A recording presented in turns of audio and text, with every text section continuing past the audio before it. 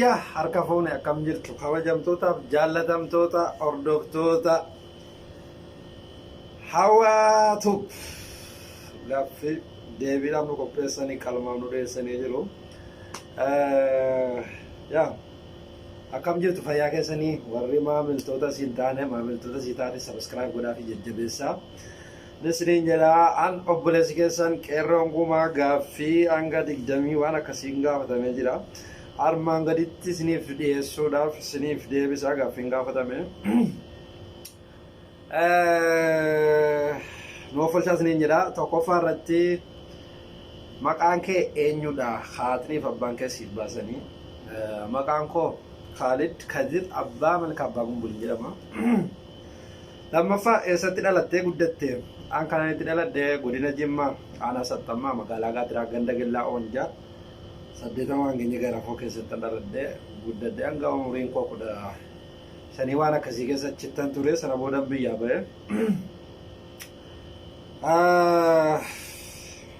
Sadaffaa ati nama kamiiti? Eenyummaan kee hoo? Ani nama of ta'ee jiraatudha. Nama of ta'ee jiraatudha. Nama immoo kijiba jibbudha. Arfaffaa haadha manaa yookaan jaalallee qabda yoo qabatte immoo maqaa jaalaa nu tarreessi. Haadha manaa qaban ture adda bahee jira haadha manaan qabu ammaa fi inshaallah gara fuulduraatti yoo rabbi nam fuudha jedhee abdiin qaba. Maqaa jaraa waan isinii tarreessuuf hin qabu adda baanee jira waan ta'eedhaaf.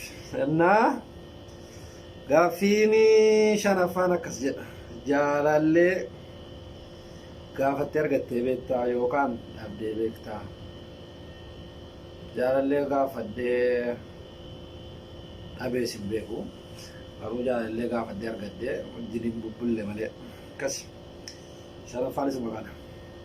Jaaffaan shamarran jaalala si gaafattee si dhiyeessitee beekti. Naaf dhiyeessitee beekti. Dagaalle torbaffaa. Durbummaa fudhattee beektaa kan kee hoo hin kennite. Durbummaa fudhee beeka haadha manaa kiyya kan ilmoorraa qabu waliin laa fudheen ture. Ilmoon koo warraa waggaa 7 waan akkasiiti inshaallah. 5 ta'ee jira. Innaa fudheen beeka kan koo immoo deetti gate beeku.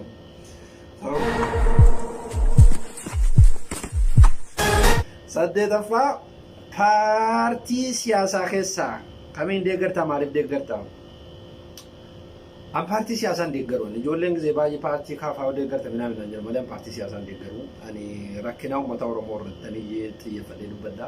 Waan uummata Oromoo fayyada jedhee waan immoo uummata Oromoo walitti deebisa jedhu ilaaleetanii irratti hojjedha malee dhaabbilee siyaasaa kamirraayyuu bilisaan deeggaruun dhaabbilee siyaasaa namuma itti amanii deeggaru hin qabu. Namani amanuu hin qabu jechuudha. Ani dhaabbileen umtana manee deeggaruudhaaf amileetti kennu jiru. Salgaffaa tokko filadhuedha.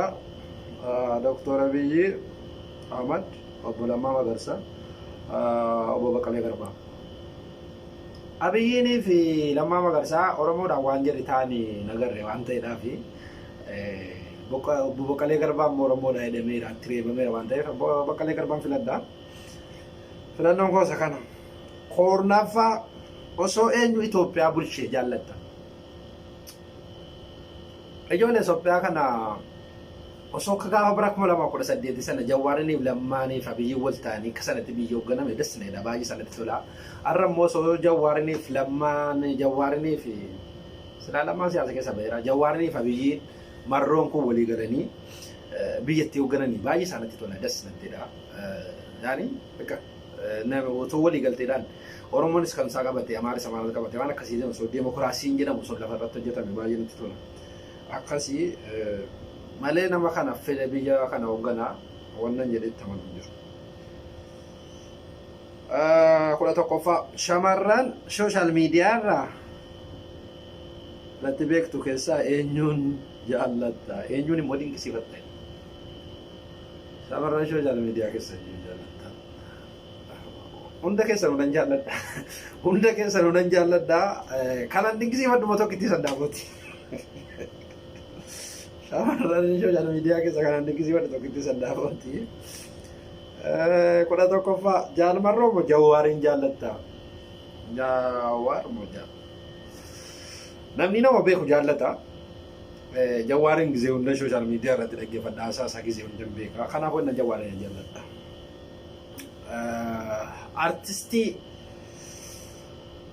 Artistoota lubbuun jiran keessaa kan eenyuun jaallatta? Kan immoo lubbuun hin jirre keessaa eenyuun jaallattaadha?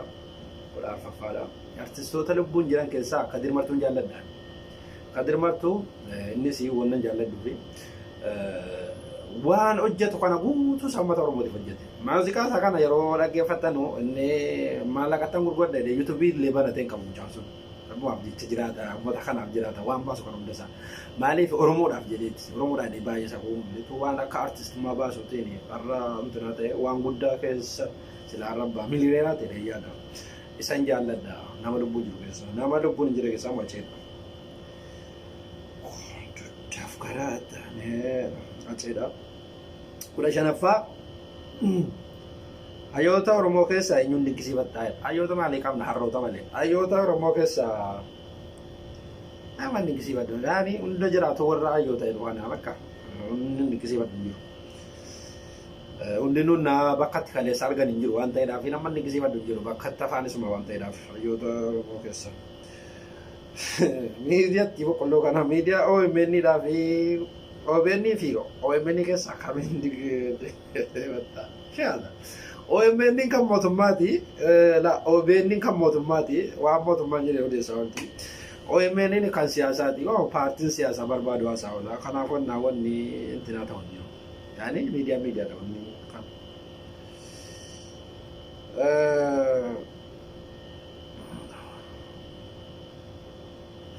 Kudha torbaffaa yeroo ijoollummaa turte maal ta'uu hawwita? Maal immoo taphachuu jaalatta? Yeroon ijoollummaa ture keessatti wannan hawwata Oromos kanyaa maani kaaratanyaa ta'uu barbaadan hawwatu baay'ee seensaa hawwa. Wannan taphachuu jaalladhu tapha kubbaa harkaa jaalladha. Kudha saddeettaffaa tokko filadhuu haadhaaf abbaa kee immoo haadhaaf abbaa kee keessaa kamiin irra jaallattaadha? Abbaan kiyya du'ee jira rabbi isaa badiisa. Jara lama nuun jaalladha garuu abbaa kiyya. Man jaalladha baay'ee.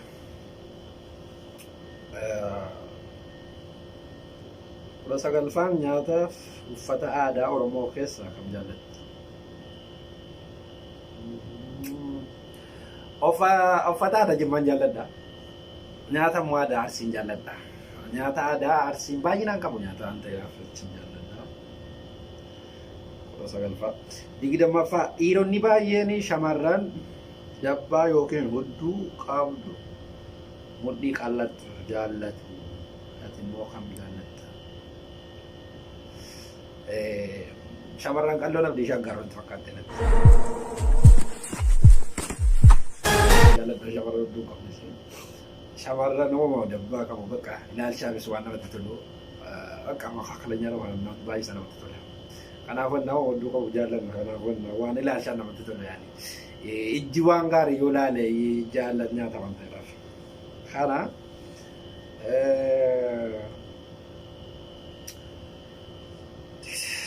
digdamii tokkoffaa mudannoo qabdaa yoo qabaatte nuyi mudannoo nan qabu waggaa shananarraa biyya Suudiyaa keessatti gaafan jiddaan kun namni tokko hin beeku. Dhufee bultii shanii moo maali maallaqa sadarkaan qabu iyyee gaafa sanaa. Osoon akkanaa jawwaala tokko ittiin qaba jawwaala sana keessa shiriyaa lama qaba yeroo sana shiriyaan immoo biyya Suudiyaa keessatti warra qaamaa malee gurguramu an namaan beeku jiddaan keessa osoon silkitti qabu kana naasaa deemu shabaabni tokko na bira dhaabatee dhufe kenni bilbiladhaas keessatti man harkaa badinaan jedhe ani inkoo fuudhee jawwaalatti kennee nani makiinaadhaan jira jawwaala kiyya fudhatee bade.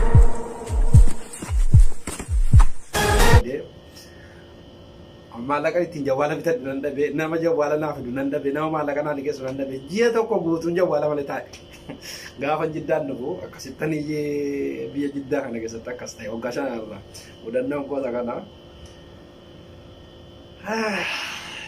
atitti la kabbana gaggar digdame nama fama jira setani shamarran wallaggaa moo shamarran jimmaatu irra jaalala beeka kamtu moo miidhaginaan shamarran jimmaati qala shamarran jimmaa miidhagu maashaallah kan immoo foolii xiqqoosi yaani jaalala hin beeku jedhanii hin beekna jettu malee maal beektu miti garuu homaan jettanu shamarran wallaggaa jaalala amma tokko yaani mashil haal homaan jettan Nasreen jedha inni dhuma yaada dhuunfaa keetii qabdu waan dabarfattu yaada dhuunfaa wannan qabu manno Oromoo walitti ni naafisina walin xinneessina wal kabajaa wal jaalladhaa yaa kanuma jechuu barbaada walitti ni naafisina wal jaalladhaa wal kabajaa Parti kami nu abdul data mu wala boko dina gandang sama wala na rabsina sinin jada sinan jalada sinan kamaja kanuma atis galato mi subscribe goda fi mutaka na gudisa video kan ande share goda sinin jada gize gari nu kabanda sin jalada sin kabanda